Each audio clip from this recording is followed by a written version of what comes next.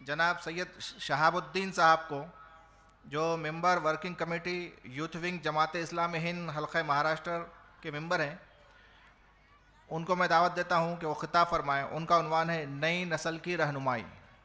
جناب شہاب الدین صاحب۔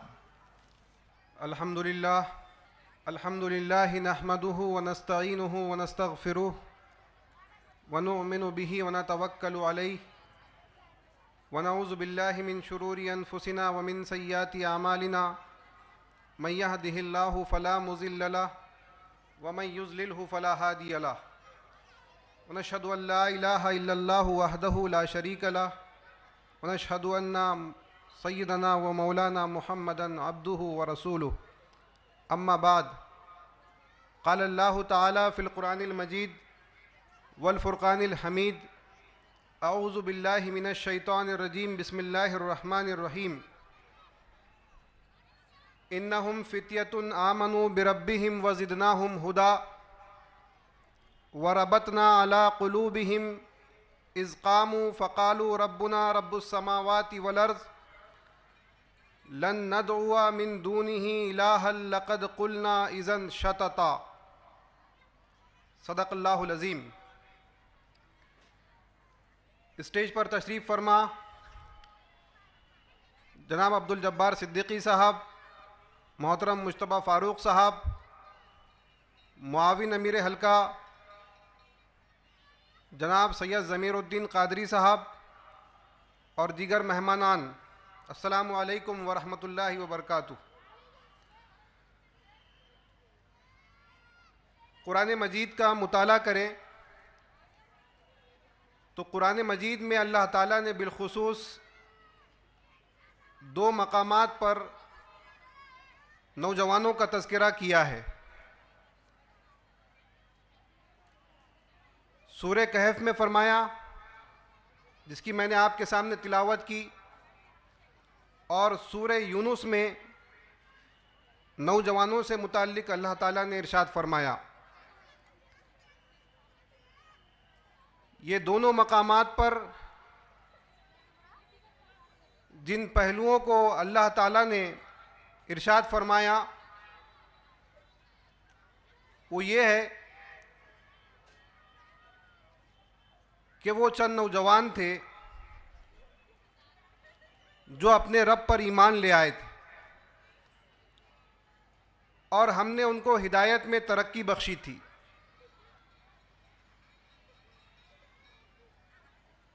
ہم نے ان کے دل اس وقت مضبوط کر دیے جب وہ اٹھے اور انہوں نے اعلان کر دیا کہ ہمارا رب تو بس وہی ہے جو زمین اور آسمان کا رب ہے، ہم اسے چھوڑ کر کسی دوسرے معبود کو نہیں پکاریں گے۔ عزیز دوستوں اور ساتھیوں، دوسرے موقع پر قرآن مجید میں حضرت موسیٰ علیہ السلام کے حوالے سے یہ ارشاد ہوا کہ جب بنی اسرائیل کا کوئی بھی فرد، چاہے وہ سن رسیدہ ہو، ادھیڑ عمر کا ہو یا ضعیف ہو، کوئی بھی موسیٰ علیہ السلام کا ساتھ نہیں دے رہا تھا، تو اس وقت چند نوجوانوں نے موسیٰ علیہ السلام کا ساتھ دیا۔ اصحاب کہف میں جن نوجوانوں نے اولو العزمی کا، صبر و ثبات کا، ہمت کا، حوصلے کا ثبوت دیا، قرآن مجید نے، اللہ تعالیٰ نے قرآن مجید کے اندر اسے محفوظ کر لیا۔ اسی عزم کا اظہار جب موسیٰ علیہ السلام کے ساتھ ان نوجوانوں نے کیا، بنی اسرائیل کے چند نوجوانوں نے، تو اللہ تعالیٰ نے ان کی استقامت کے حوالے سے اسے بھی محفوظ کر لیا۔ نبی کریم صلی اللہ علیہ وسلم کے جب ہم دور کو دیکھتے ہیں اور ابتدائی دور کو دیکھتے ہیں تو عزیز دوستوں اور ساتھیوں، اس وقت بھی نوجوان سامنے آئے اور اللہ کے رسول صلی اللہ علیہ وسلم کی انہوں نے مدد کی۔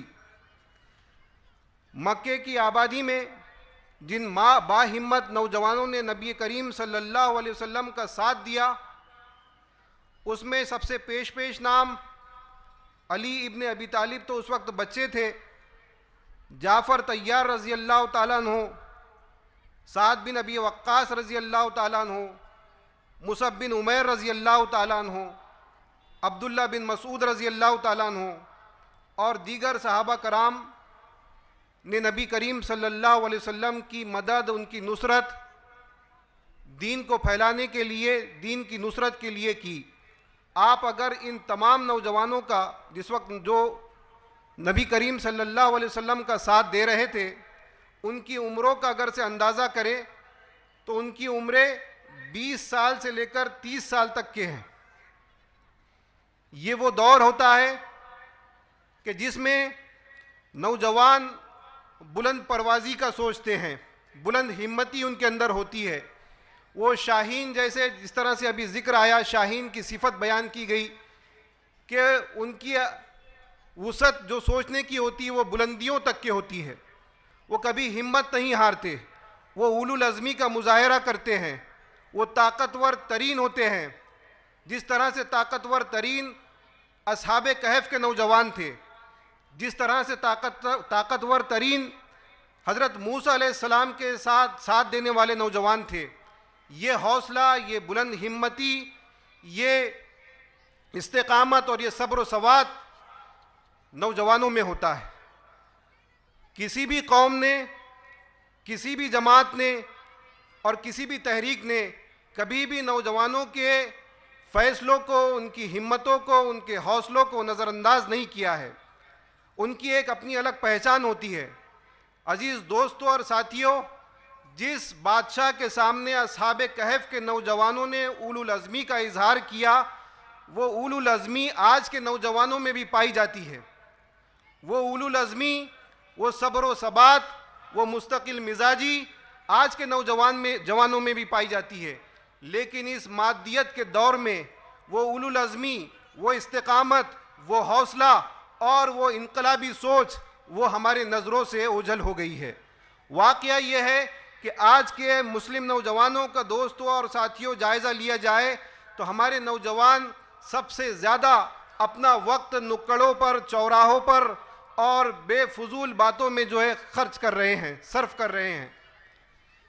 یہ نوجوان جنہیں قرآن مجید نے حوصلوں کے ساتھ یاد کیا تھا، امنگوں کے ساتھ یاد کیا تھا، استقامت کے ساتھ یاد کیا تھا، یہ نوجوان آج ان اولو العزمی سے درکنار ہو کر اپنے وقت کو نکڑوں اور چوراہوں پر صرف کر رہے ہیں۔ دوستوں اور ساتھیوں، رمی گیم میں یہ اپنے وقت کو صرف کر رہے ہیں، اور واقعہ یہ ہے کہ ہلاکت کے بدترین حال پر پہنچ چکے ہیں۔ دوستوں اور ساتھیوں، تمباکو، گٹکا نوشی اور دیگر جتنے بھی منشیات ہیں، یہ پوری کی پوری اپنی جوانی، اپنے حوصلے سارے کے سارے اس کے اوپر قربان کر رہے ہیں۔ اور ابھی ایک نیا کلچر جو نوجوانوں کے اندر سمٹ کر آیا ہے، وہ برتھ ڈے کلچر ہے۔ بڑے پیمانے پر نوجوان برتھ ڈے کلچر کو سیلیبریٹ کر رہے ہیں، اپنی نوجوانی کی اس عمر کو برتھ ڈے کلچر سیلیبریٹ کرنے کے لیے صرف کر رہے ہیں۔ دوستوں اور ساتھیوں، اس برتھ ڈے کلچر کا کوئی حصہ، یہاں پر علماء کرام بھی بیٹھے ہیں اور آپ اپنے مقام کے علماء کرام سے بھی جانیں کہ یہ برتھ ڈے کلچر کا کوئی پہلو نبی کریم صلی اللہ علیہ وسلم کی زندگی میں، اصحاب رسول کے زندگی میں، یا بعد کے آنے والے تابعین خلفائے راشدین کی زندگی میں کہیں ہم کو ملتا ہے یا نہیں ملتا ہے۔ دوستوں اور ساتھیوں، یہ سیلیبریشن اب اس بڑے پیمانے پر آگے بڑھ چکا ہے کہ کیک لا کر جو ہے ایک دوسرے کے اوپر اچھالا جا رہا ہے، ایک دوسرے کو سیلیبریٹ کر کے ایک دوسرے کو اس سے ان کے چہروں کو جو ہے داغا جا رہا ہے۔ دوستوں اور ساتھیوں، یہ مال، یہ روپیہ اور یہ پیسہ جو اس کے اوپر خرچ کیا جا رہا ہے، کل قیامت کے دن یقیناً ہم کو اس کا حساب دینا ہوگا۔ اس روپیے کا حساب دینا ہوگا، ایک ایک قیمتی چیز کا حساب دینا ہوگا۔ اللہ کے رسول صلی اللہ علیہ وسلم فرماتے ہیں کہ کل قیامت کے دن جب بندہ مومن اللہ کے سامنے حاضر ہوگا تو اس وقت تک کہ اس کے قدم اس وقت تک کہ اس کے پاس اللہ کے سامنے سے ہٹ نہیں سکیں گے جب تک کہ وہ اس بات کا جواب نہ دے دے کہ تو نے نوجوانی کی عمر کہاں گزاری، نوجوانی کی عمر کہاں گزاری۔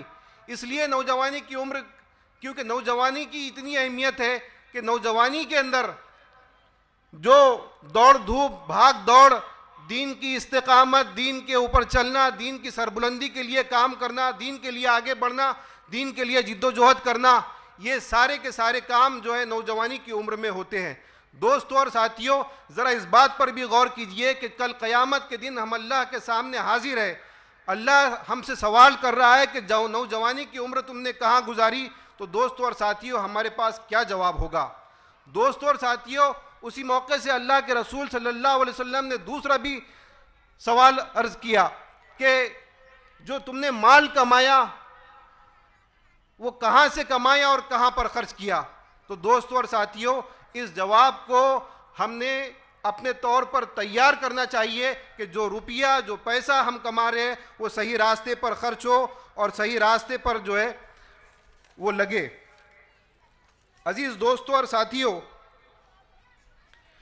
آج کے مسائل میں جو سماجی مسائل ہیں، اگر اس کا جائزہ لے تو سب سے بڑا مسئلہ جو ہمارے سامنے ابھر کر آتا ہے وہ ہمارے صفائی کا مسئلہ ہے۔ اللہ کے رسول صلی اللہ علیہ وسلم نے فرمایا الطہور الشطر الایمان، پاکی آدھا ایمان ہے، صفائی آدھا ایمان ہے۔ جب ہم صفائی کے لحاظ سے خود اپنی ذات کو دیکھتے ہیں، اپنے گھر کو دیکھتے ہیں، اپنے محلے کو دیکھتے ہیں، محلے کی مسجد کو دیکھتے ہیں، تو دوستوں اور ساتھیوں، گندگی کے حوالے سے پورا کا پورا شہر جو ہے ہمارا آباد ہے۔ عزیز دوستوں اور ساتھیوں، یہ اولو العزمی، یہ ہمت، یہ بلند حوصلگی ہمیں اس دہانے پر، اس محاذ پر آ کر جو ہے صرف کرنی ہے، اس محاذ پر آ کر لگانی ہے۔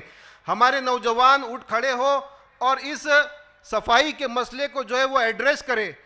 اگر مسجد کے اندر مسائل ہے صفائی کے، مسجد کے طہارت خانوں سے، مسجد کے بیت الخلاء سے بدبوئیں اگر سے آتی ہے تو نوجوان اس مسئلے کو ایڈریس کرے اور مسئلے کو حل کرنے کی کوشش کرے کہ ہمارے جو یہ شاعر اسلام ہیں، مساجد یقیناً شاعر اسلام ہے، شاعر اسلام کے اندر سے اس طرح کی بدبوئیں آنا، اس طرح کی گندگی وہاں پر ہونا، یہ کسی بھی مومن کے شایع نشان نہیں، جبکہ اس کے رسول صلی اللہ علیہ وسلم فرماتے ہیں کہ الطہور الشطر الایمان، پاکی آدھا ایمان ہے۔ عزیز دوستوں اور ساتھیوں، یہ مسجد اور محلہ اگر صفائی سے دور ہے، صفائی وہاں پر نہیں ہے، گندگی پوری طرح سے پنپ رہی ہے اور اس سے بیماریاں اٹھ رہی ہے، تو دوستوں اور ساتھیوں، سماج کے اس بڑے مسئلے کو جو ہے ہمیں اب آگے بڑھ کر حل کرنا ہوگا اور اسے صحیح جانب لے جانا ہوگا۔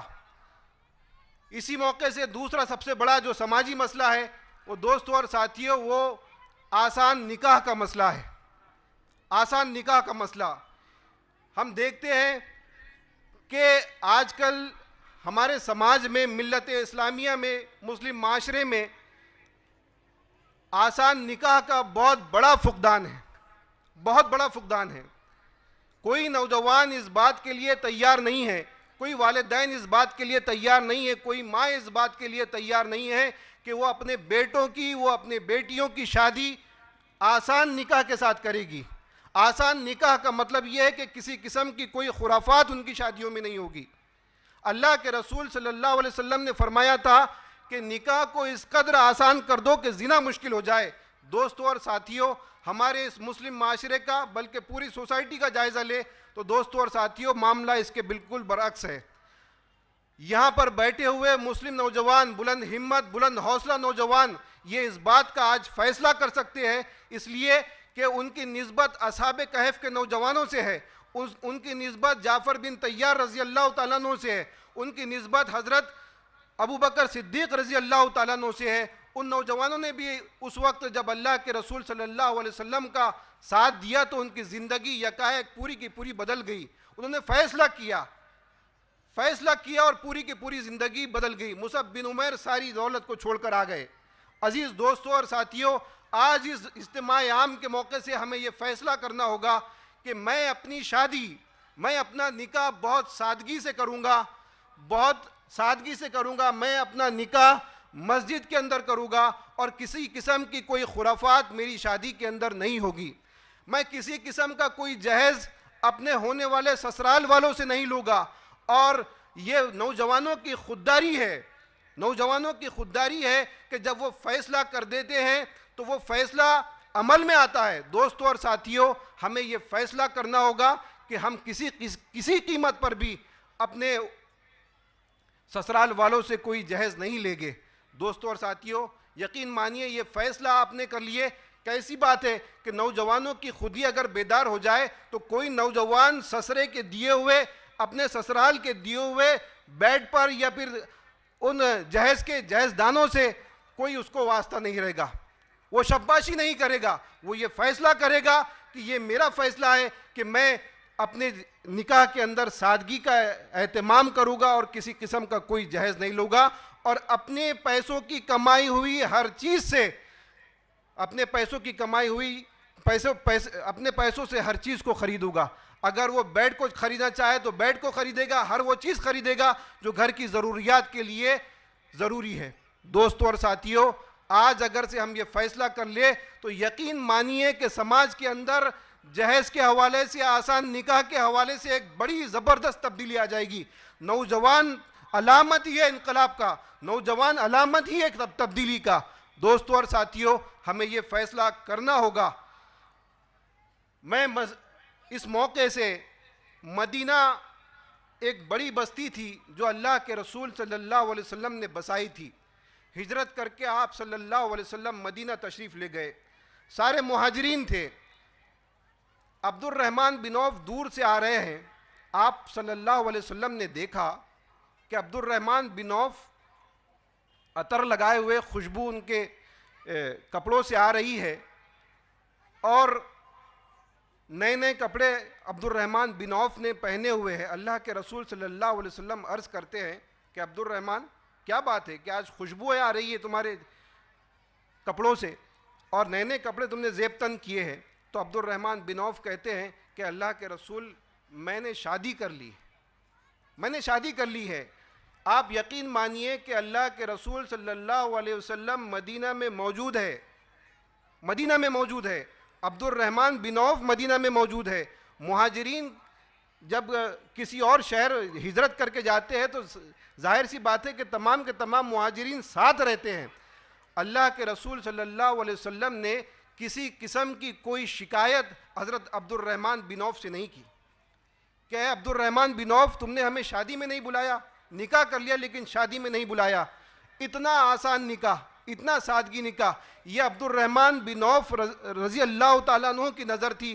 انہوں نے دیکھ لیا تھا کہ اگر میں اللہ کے رسول صلی اللہ علیہ وسلم کو اپنے نکاح میں بلاتا ہوں تو کہیں ایسا نہ ہو کہ اللہ کے رسول صلی اللہ علیہ وسلم کا وقت ضائع ہو جائے اور بہت بڑے جو مدینہ کے اندر جو آنے اور جانے والے جو قافلے ہیں وہ اللہ کے رسول صلی اللہ علیہ وسلم سے محروم ہو جائے۔ دوستوں اور ساتھیوں، اس موقع سے میں آپ سے ایک آخری بات جو یہ کہوں گا کہ یہ سماجی مسائل جس کا میں نے آپ کے سامنے ذکر کیا ہے، یہ سماجی مسائل اس وقت تک کے حل نہیں ہو سکتے جب تک کہ ہم اجتماعیت کا ثبوت نہ دیں۔ اس موقع سے یوتھ ونگ جماعت اسلامی ہند مہاراشٹر پورے مہاراشٹر میں کے مختلف مقامات پر قائم ہو گئی ہے۔ یہاں پر پربھنی میں بھی قائم ہے اور دیگر مقامات پر، سیلو میں، پاتھری میں اور دیگر مقامات پر قائم ہے۔ دوستوں اور ساتھیوں، جس عظیم سماجی انقلاب کا ہم خواب دیکھ رہے ہیں، جس سماجی تبدیلی کا خواب دیکھ رہے ہیں، دوستوں اور ساتھیوں، وہ سماجی تبدیلی اجتماعیت کے بغیر ممکن نہیں ہے۔ ہم کو ایک قوت بننا پڑے گا، ایک طاقت بننا پڑے گا اور اس پورے سماجی مسائل کو حل کرنا پڑے گا۔ سید مودودی کی زبان میں اپنی بات کو ختم کروں گا اور آپ سے اس بات کی درخواست کروں گا کہ اپنے اپنے مقامات پر آپ یوتھ ونگ جماعت اسلامی ہند سے وابستہ ہو کر اس عظیم انقلاب کا آغاز کرے اور ایک عظیم انقلاب اپنے مقامات پر پیدا کرے۔ سید مودودی نے فرمایا تھا کہ انقلاب یا ارتقاء ہمیشہ قوت ہی کے زور سے پیدا ہوا ہے۔ قوت ڈھل جانے کا نام نہیں ہے، ڈھال دینے کا نام ہے۔ مڑنے کو قوت نہیں کہتے، موڑ دینے کو قوت کہتے ہیں۔ کبھی بھی نامردوں نے اور بزدلوں نے کوئی انقلاب پیدا نہیں کیا ہے۔ جو لوگ اپنا کوئی اصول، کوئی مقصد حیات، کوئی نصب العین نہ رکھتے ہوں، جو کسی بلند مقصد کے لیے قربانی دینے کا حوصلہ نہ رکھتے ہو، جن کو دنیا کی محض آسائش اور سہولت مطلوب ہو، جو ہر سانچے میں ڈھل جانے اور ہر دباؤ میں دب جانے کے لیے تیار ہو، ایسے لوگوں کا کوئی قابل ذکر کارنامہ انسانی تاریخ کے اندر نہیں ملتا. تاریخ بنانا بہادر مردوں کا کام ہے. میں اپنی اس بات کو اس شعر کے ساتھ ختم کروں گا کہ نہیں تیرا نشیمن قصر سلطانی کے گنبد پر، نہیں تیرا نشیمن قصر سلطانی کے گنبد پر، تو شاہی ہے بسیرا کر پہاڑوں کی چٹانوں میں. وما علینا الا البلاغ.